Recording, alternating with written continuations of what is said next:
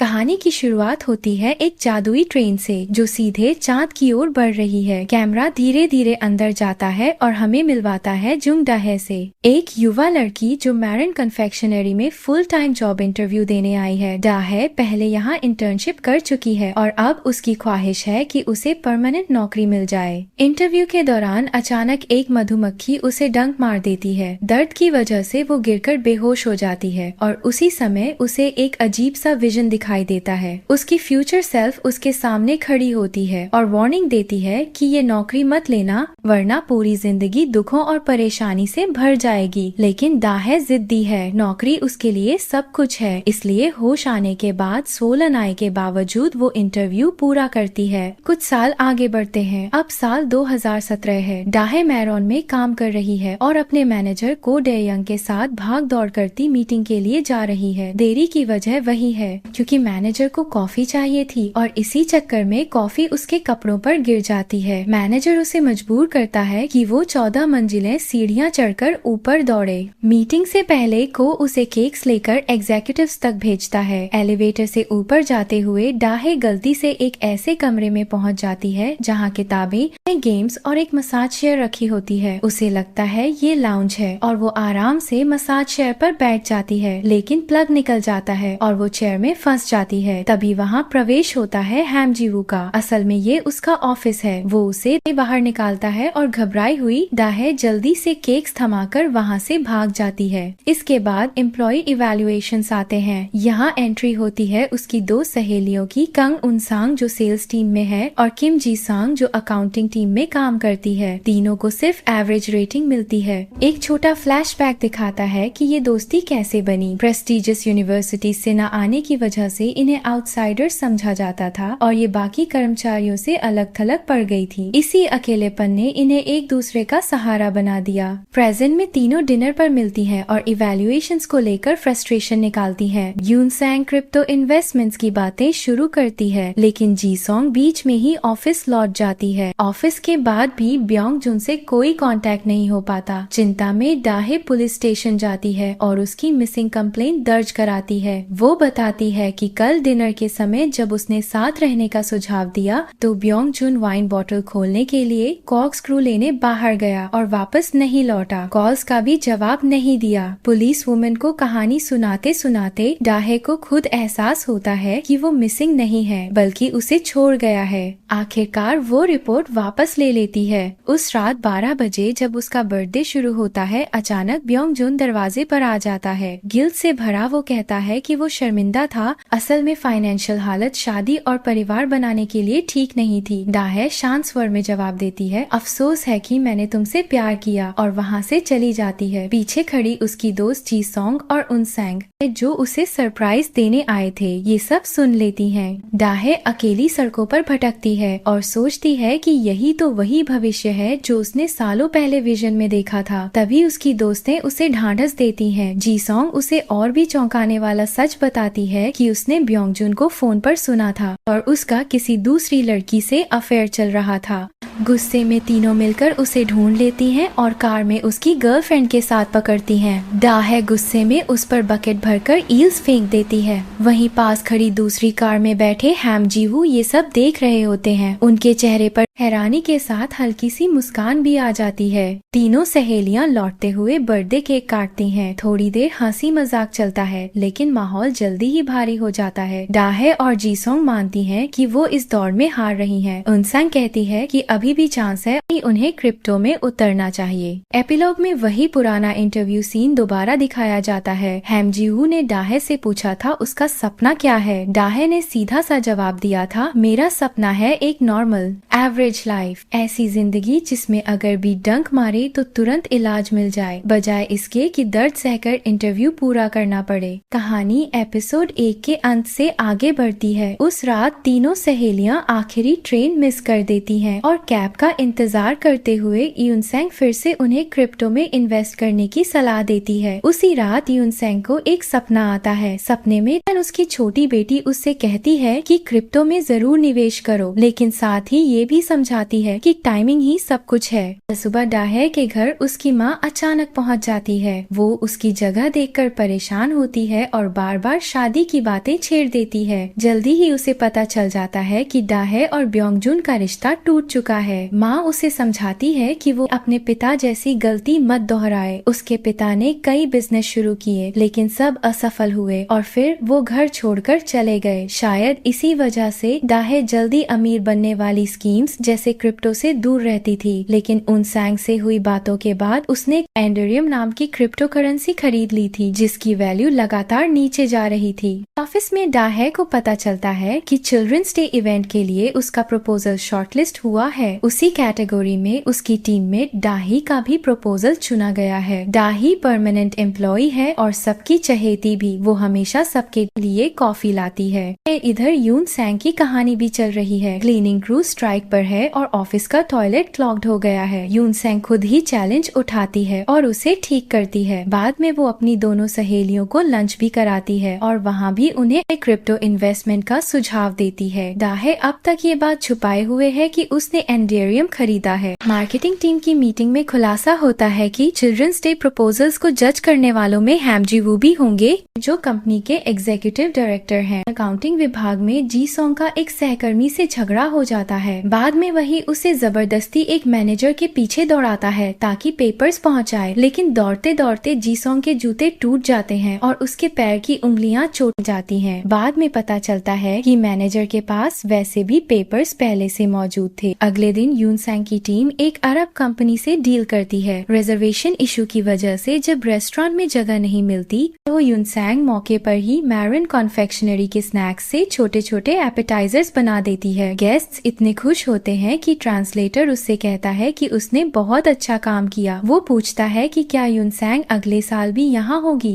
यून सैंग मुस्कुराकर जवाब देती है कि नहीं, अगले साल तो वो चांद पर होगी। दूसरी तरफ डाहे अपनी प्रेजेंटेशन की प्रैक्टिस देर रात तक करती है। घर जाते समय वो माँ को फोन करती है और उनकी पीठ की तकलीफ को लेकर नाराज हो जाती है। उसी समय एक होमलेस आदमी उसका पीछा करता है और उसके घर में घुसने की कोशिश करता है। डाहे घबराकर 911 कॉल करती है। पुलिस आती है और आदमी को ले जाती है। लेकिन इस दौरान उसका बाथरूम फ्लड हो जाता है और पानी उसके लैपटॉप तक पहुंच जाता है। उसके सारे फाइल्स गायब हो जाते हैं। उसकी सहेलियां मदद के लिए आ जाती हैं और मिलकर वो प्रेजेंटेशन फिर से तैयार करती हैं। अगले दिन डाहे अपना आइडिया हैम जी वू और बाकी कंपनी लीडर्स के सामने रखती है। प्रेजेंटेशन के बाद जीवू उसे याद दिलाता है कि इंटरव्यू के वक्त भी उसने यही कहा था कि वो मेहनत करेगी। जीवू कहता है कि मेहनत करना रिजल्ट नहीं बल्कि प्रोसेस होना चाहिए। आखिर में डाही का प्रपोजल जीत जाता है।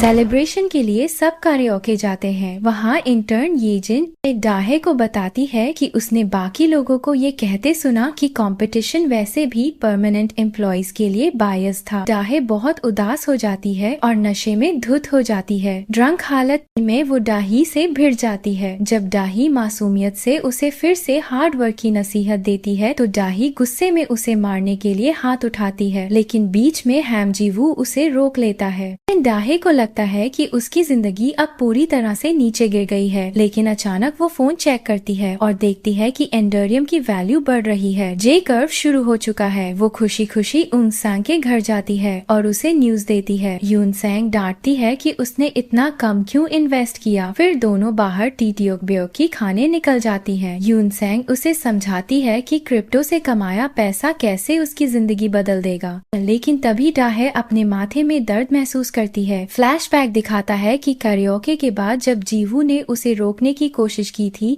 तो उसने गुस्से में उसका सिर पकड़कर अपनी पेशानी से टकरा दिया था। जीवू अब ये जानने के लिए बेताब है कि डाहे को वो गाना कैसे पता था जो उसने कराओके में गाया था। लेकिन उस पल डाहे उस पर ध्यान नहीं देना चाहती थी। जीवू फिर से उसे मेहनत करने की सलाह देता है और जवाब में डाहे उसका सिर पकड़कर अपने माथे से दे मारती है।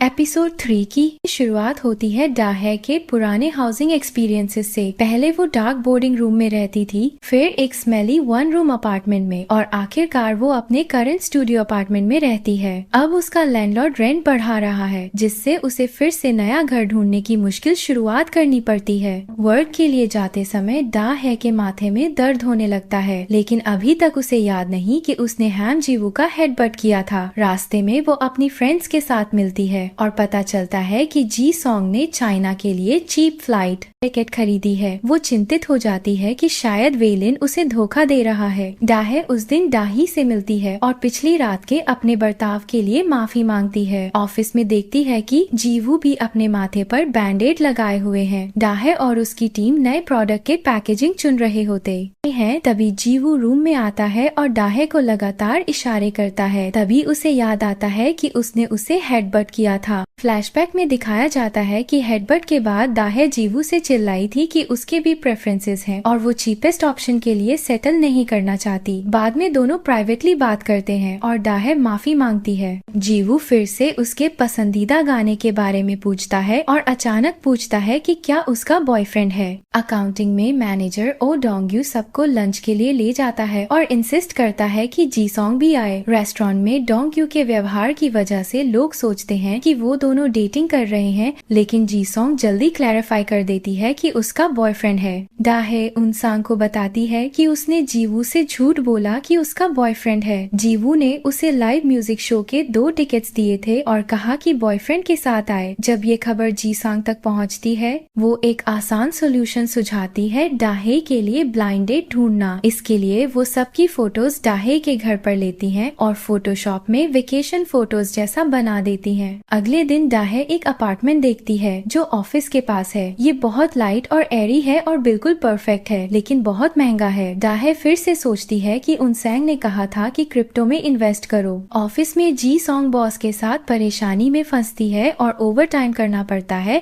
जिससे वो फ्लाइट मिस कर सकती है। लेकिन मैनेजर ओ डोंग्यू उसकी मदद करता है और एयरपोर्ट तक ड्राइव करने की ऑफर देता है। रास्ते में वो भी ट्रैफिक में फंस जाते हैं। इधर डाहे ऑकवर्ड ब्लाइंड डेट पर होती है यून हॉन के साथ। वो उससे हॉबीज के बारे में पूछता है और डाहे परेशान हो जाती है क्योंकि उसके पास कोई नहीं है। डिनर के बाद वे उस म्यूजिक इवेंट में जाते हैं जिसे जीवू ने बताया था। वहाँ डाहे को सरप्राइज मिलता है। जीवू स्टेज पर आता है और वही सॉन्ग गाता है जो डाहे ने कैरियोके में गाया था। वो बताता है कि वही सॉन्ग उसके करियर का टर्निंग पॉइंट था। सबके सामने जीवू डाहे से कहता है कि कोई सॉन्ग चूज करे जो वो गाना चाहता है। डाहे चूज करती है साउथ बाउंड ट्रेन, जो पॉपुलर नहीं था। वो सोचती है कि पैसे की कमी की वजह से स्ट्रीमिंग सर्विस सब्सक्राइब नहीं कर सकती। जीवू सॉन्ग प्ले करता है, लेकिन ड्रमस्टिक उड़कर यूनहान के सिर पर लग जाता है। यूनहान हॉस्पिटल जाता है और डाहे को छोड़ देता है। इसके बाद जीवू डाहे से कहता है कि उसका म्यूजिक टेस्ट खराब है और वो ये कहना बंद करे कि उसे उसका म्यूजिक पसंद है। डाहे गुस्से में कहती है कि म्यूजिक टेस्ट ढूंढने के लिए पैसा चाहिए। जब वो कहती है कि उसे सॉन्ग पसंद है तो वो सच में मतलब करती है। एयरपोर्ट में जी सॉन्ग अपनी फ्लाइट मिस कर देती है। मैनेजर ओ उसे कंफर्ट करता है और अचानक बताता है कि उसे जी सॉन्ग पसंद है, लेकिन जी सॉन्ग साफ कर देती है कि उसे सिर्फ हैंडसम मैन पसंद है। दोनों घर लौटते समय रोते हैं। उन सैंग अपनी रियूनियन में जाती है और फ्री ब्लैक गार्लिक हासिल करती है, लेकिन वहाँ उसकी ओल्ड क्लासमेट से झगड़ा हो जाता है जिससे उसने 5 साल पहले बिजनेस शुरू करने से मना किया था। झगड़े के बाद उनसांग घर लौटती है और बेटी के पुराने वीडियोस देखती है। घर आकर डाहे अपने सेविंग्स अकाउंट को कैंसिल कर देती है और पैसे से और एंडेरियम खरीदती है। आखिर में हम देखते हैं कि डाहे उसी अपार्टमेंट में मूव इन करती है जिसे उसने पहले देखा था। एपिसोड 4 की शुरुआत एक अजीब से ड्रीम से होती है जहां डाहे एक रियल क्रिप्टो ट्रेन में बैठी होती है जो आसमान में उड़ती हुई मून की तरफ जा रही होती है। अचानक उसकी आंख खुलती है। उसकी मदर उसके नए अपार्टमेंट में आ चुकी होती है। दोनों साथ में ब्रेकफास्ट करते हैं और डाहे अपनी मॉम के लिए एक नया यूट्यूब अकाउंट बनाती है। थोड़ी देर बाद यूनसांग का कॉल आता है। वो कहती है कि डाहे को वीकेंड्स पर कोई साइड जॉब करनी चाहिए एक्स्ट्रा पैसे के लिए। यूनसांग खुद रात में डेजिग्नेटेड ड्राइवर बनकर काम करती है, लेकिन डाहे काम ढूंढने के बजाय एक कैरियोके बार चली जाती है और बियर पीकर आराम करती है। मंडे की सुबह तीनों दोस्त बस में मिलते हैं जॉब पर जाते हुए। बस के अंदर टीवी चल रहा होता है जहां वीकेंड में हुई एक मोटेल फायर की न्यूज आती है। एक वुमन का इंटरव्यू दिखाया जाता है। उसका फेस ब्लर्ड होता है, लेकिन क्लियरली वो डाहे ही होती है। अपने फ्रेंड्स के कुछ कहने से पहले ही डाहे बस से उतर जाती है। ऑफिस पहुंचने पर उसका बॉस बताता है कि हॉपिंग बाइट नाम के किसी एनोनिमस अकाउंट ने कंपनी के मैसेज बोर्ड पर वही इंटरव्यू डाल दिया है। लंच के टाइम जब तीनों दोस्त साथ बैठते हैं, डाहे कुछ नहीं बताती कि वो मोटेल में किसके साथ थी। तभी उसे ह्यूज मिस्टेक नाम के कॉन्टैक्ट से कॉल आता है। वो बात छुपा लेती है। उसकी फ्रेंड्स मजाक में कहते हैं कि डाहे को उन लड़कों पर क्रश हो जाता है जिनकी हाथों की वेन्स उभरी हुई हो। लेकिन धीरे धीरे उसका इंटरव्यू वायरल हो जाता है। इंटरनेट पर लोग नास्टी कमेंट्स करने लगते हैं। उसके फ्रेंड्स उसकी साइड में कमेंट्स का जवाब देते हैं। डाहे देखती है कि उसकी मदर भी कमेंट सेक्शन में लड़ रही है, उसे डिफेंड कर रही है। वो उसे कॉल करके कहती है कि वो खुद संभाल लेगी। तभी हैमजी वू वहाँ आता है। उसने उसकी फोन कॉल सुनी होती है। उसके हाथ पर बैंडेज बंधा होता है। वो कहता है कि वो उससे कांटेक्ट करने की कोशिश कर रहा था, लेकिन डाहे उसे इग्नोर करती रहती है। ऑफिस में उनसैंग न्यूज चैनल के फोरम पर कंप्लेंट डाल देती है कि डाहे का फेस ठीक से ब्लर नहीं किया गया। एक जर्नलिस्ट उसे कॉल करती है। उसका नाम किम सो यंग है। वो यूनसैंग को पहचान लेती है उसी इंसिडेंट से जहां उसकी बेटी जी सैंग का जिक्र आता है। बातों से लगता है कि शायद जी सैंग की डेथ किसी डे केयर बस एक्सीडेंट में हुई थी, लेकिन क्लियर नहीं बताया जाता। दूसरी तरफ डाहे और उसकी ट्विन सिस्टर डाही एक स्टोर मैनेजर से मिलने जाते हैं। मैनेजर मजाक में कहती है कि डाहे और जीवू साथ में अच्छे लगेंगे। डाहे हंसकर कहती है कि ऐसा कुछ नहीं है, लेकिन डाहे के चेहरे पर इरिटेशन साफ दिखता है। उसके बाद जी सॉन्ग उनसैंग को ज्वेलरी शॉप ले जाती है। वो बताती है कि उसका बचपन बहुत मैसी था। उसका घर कचरे से भरा रहता था, इसीलिए अब उसे ब्यूटीफुल चीजों का ऑब्सेशन है। उसकी मॉम किसी कल्ट में चली गई थी और डैड मंक बन गया था। दोनों फिर पब में जाकर ड्रिंक करने लगती हैं। उसी रात डाहे को ह्यूज मिस्टेक से फिर मैसेज आता है और फाइनली रिवील होता है कि वो जीवू ही है, वही आदमी जिसके साथ वो मोटेल में थी। अब उसे याद आता है कि उसने जीवू की आर्म पर मार्कर से नेशनल ट्रेजर नंबर 1 लिख दिया था, क्योंकि उसे उसकी वेन्स बहुत फैसिनेटिंग लगी थी। अब उसे डर है कि वो बैंडेज हटाकर देख न ले। वो भागकर जीवू के लग्जरी अपार्टमेंट पहुंचती है। उसकी कोशिश होती है कि वो बैंडेज खोलने से पहले उसे रोक ले, लेकिन बहुत देर हो चुकी होती है। जीवू ने देख लिया होता है और टीजिंग स्माइल के साथ उसे चिढ़ाता है। अब फ्लैशबैक में हमें दिखाया जाता है कि उस रात क्या हुआ था। जीवू अपने फ्रेंड जू मैन को अपनी नई कॉम्पोजिशन सुनाता है, लेकिन जू मैन कहता है कि वो इसे हॉबी ही रखे क्योंकि सॉन्ग अच्छा नहीं है। डिप्रेस्ड होकर जीवू अपनी मॉम को कॉल करता है, लेकिन वहाँ से भी डिसअपॉइंटमेंट ही मिलती है। फिर वो कैरियोके बार चला जाता है, जहाँ उसे नेक्स्ट रूम से उसकी ही सॉन्ग गाते हुए डाहे की आवाज सुनाई देती है। वो क्यूरियोसिटी में उसके रूम में जाता है और डाहे को देखकर हैरान रह जाता है। दोनों बात करने लगते हैं। डाहे बताती है कि जब वो 18 साल की थी तो पैसे की कमी के कारण उसे टीवी शो में आना पड़ा था।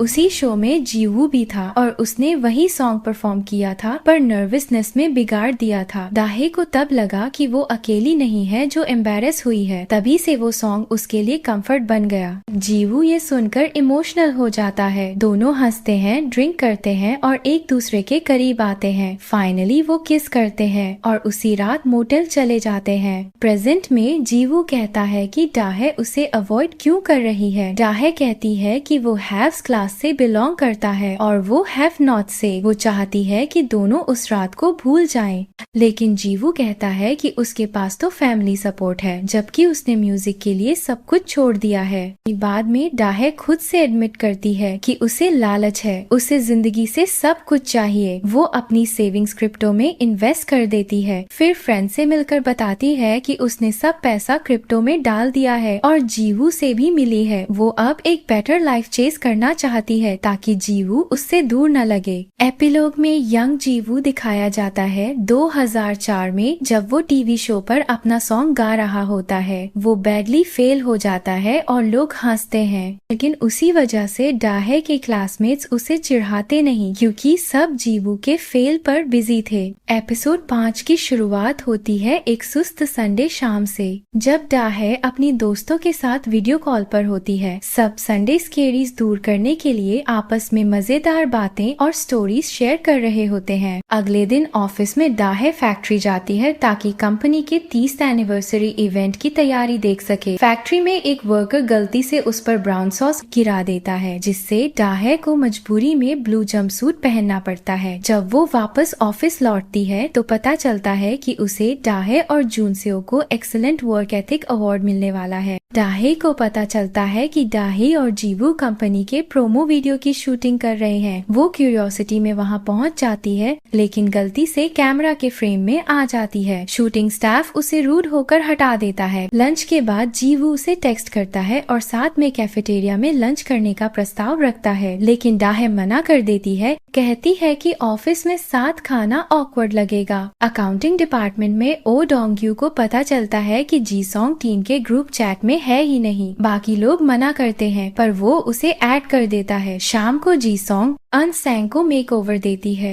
दोनों क्रिप्टो मार्केट के अच्छे चलने की बातें करते हैं। इसी बीच जीवू दाहे को कॉल करता है और कहता है कि अब उसे बात साफ करनी चाहिए क्योंकि वो उसे अवॉइड कर रही है। दाहे कहती है कि वो फ्रेंड्स के साथ है और प्रॉमिस करती है कि एनिवर्सरी डिनर में उसके पास ही बैठेगी। अगले दिन जीवू बहुत एक्साइटेड होता है। वो फ्लावर्स तक लेकर आता है। दाहे व्हाइट ड्रेस में तैयार होकर आती है, लेकिन एंट्री के वक्त पता चलता है कि उसका सीट सीईओ को दे दिया गया है क्योंकि सीईओ जो ट्रिप पर था अचानक लौट आया है। अब दाहे को पीछे के टेबल पर भेज दिया जाता है। उधर जी सोंग और ऊन सैंग उस फैंसी रेस्टोरेंट पहुंचते हैं। किस्मत से वहां कैंसलेशन हो जाती है और उन्हें टेबल मिल जाता है। इवेंट में जीवू परेशान होता है क्योंकि दाहे अब पीछे बैठी है। जब अवार्ड अनाउंस होते हैं तो अनाउंसर सिर्फ दाही का नाम लेता है और तीनों अवार्ड्स उसी को दे देता है। दाही दुखी होकर शैंपेन खोलने की कोशिश करती है, लेकिन बॉटल का कॉर्क उसकी नाक पर लग जाता है और उसका नोज ब्लीड हो जाता है, वो भी व्हाइट ड्रेस पर। जीवू तुरंत उसके पास आता है। शर्म से बचने के लिए दाहे टेबल के नीचे छुप जाती है। जीवू भी नीचे आकर उसकी मदद करता है, उसका नोज साफ करता है और धीरे से कहता है कि वो उसे भूल नहीं पा रहा। तभी बाकी टीम मेंबर्स उसी टेबल पर बैठ जाते हैं और दाहे की बुराई करने लगते हैं। दाहे सब सुनती है और अचानक बोल पड़ती है, चलो लिफ्ट द टेबल। दोनों टेबल उठाकर सिर पर रख लेते हैं और वहाँ से भाग जाते हैं। बाहर निकलते ही मैनेजर को उसे रोकता है और बच्चों के स्नैक्स गलत एड्रेस भेजने की गलती उस पर डाल देता है, जबकि असल में ये दाही की गलती होती है। जीवू ये सब सुन लेता है। दाहे उदास होकर कहती है कि उसे लगा था नया लुक उसकी जिंदगी बदल देगा। जीवू कहता है कि एक ड्रेस से कुछ नहीं बदलता, उसने कुछ गलत नहीं किया और वो जो चाहे हासिल कर सकती है। उसकी बातें सुनकर दाहे हिम्मत जुटाती है और बच्चों के लिए नए स्नैक्स अरेंज करने निकल जाती है। एनिवर्सरी इवेंट में जीवू अपने फ्रेंड के साथ बच्चों के लिए सॉन्ग परफॉर्म करता है, वही सॉन्ग जो उसने पहले रिकॉर्ड किया था। बच्चे खुश हो जाते हैं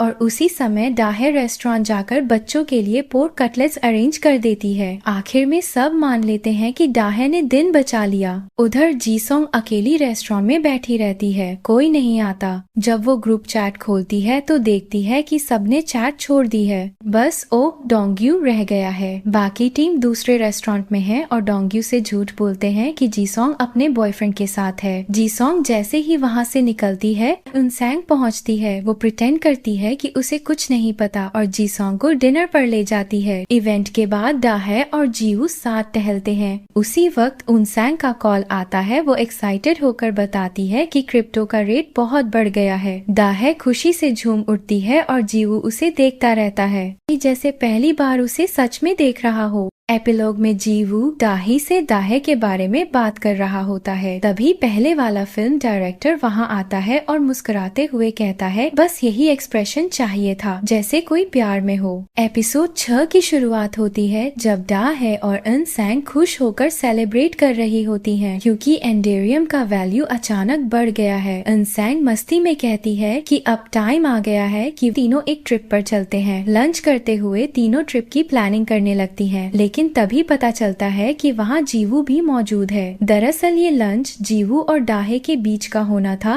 पर क्योंकि अकेले मिलना थोड़ा अजीब लगता, दाहे ने अपनी फ्रेंड्स को भी बुला लिया था।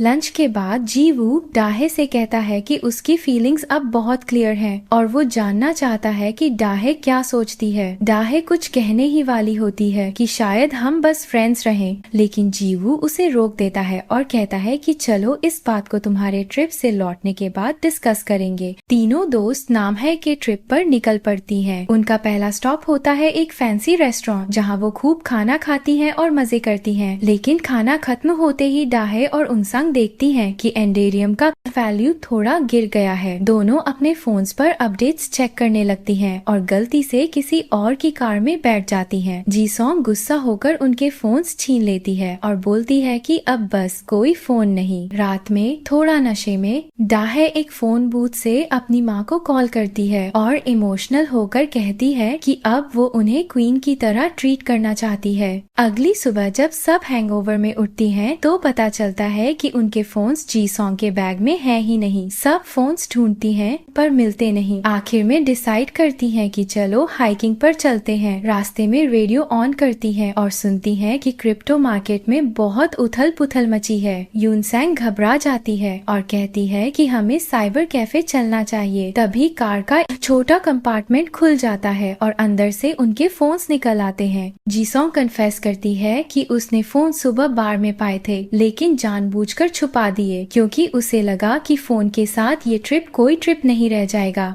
बात इतनी बढ़ जाती है कि जीसोंग गुस्से में वहाँ से निकल जाती है। डाहे उसके पीछे भागती है माउंटेन की तरफ जहाँ उन्हें हाइक करना था। बारिश शुरू होती है और डाहे फिसलकर गिर जाती है। उसका एंकल मुड़ जाता है। उसी वक्त जीवू कॉल करता है और डाहे हेल्प मांगती है, लेकिन बैटरी खत्म हो जाती है। माउंटेन पर डाहे हेलुसिनेट करने लगती है। उसे अपने ऑफिस के लोग दिखने लगते हैं। तभी जीवू अम्ब्रेला लेकर वहाँ पहुँचता है। पहले तो डाहे सोचती है कि ये भी हेलुसिनेशन है। वो हंसते हुए कहती है कि तुम तो इतने हैंडसम लग रहे हो कि मेरा दिल तेज धड़क रहा है। लेकिन फिर उसे एहसास होता है कि जीवू सच में आया है। इस बीच यूनसैंग भी माउंटेन पर अपने दोस्तों को ढूंढने पहुंचती है। तभी सुजिन जीसोंग के फोन पर कॉल करती है। जीसोंग जो पास ही होती है ये सब सुन लेती है। यूनसैंग उसे देखकर कहती है कि वो कोई फेलियर नहीं है, बस थोड़ा टाइम चाहिए खुद को समझने के लिए। दोनों एक दूसरे को गले लगाकर सुलह कर लेती हैं। लेकिन तभी जीसोंग फिसल जाती है और यूनसैंग का हाथ पकड़ लेती है। डाहे और जीवू दौड़कर आते हैं और दोनों को ऊपर खींच लेते हैं। जीवू की हेल्प से हेलीकॉप्टर आता है और सबको रेस्क्यू कर लिया जाता है। इसी दौरान यूनसैंग बेहोश हो जाती है और सब हॉस्पिटल पहुंचते हैं। जब वो होश में आती है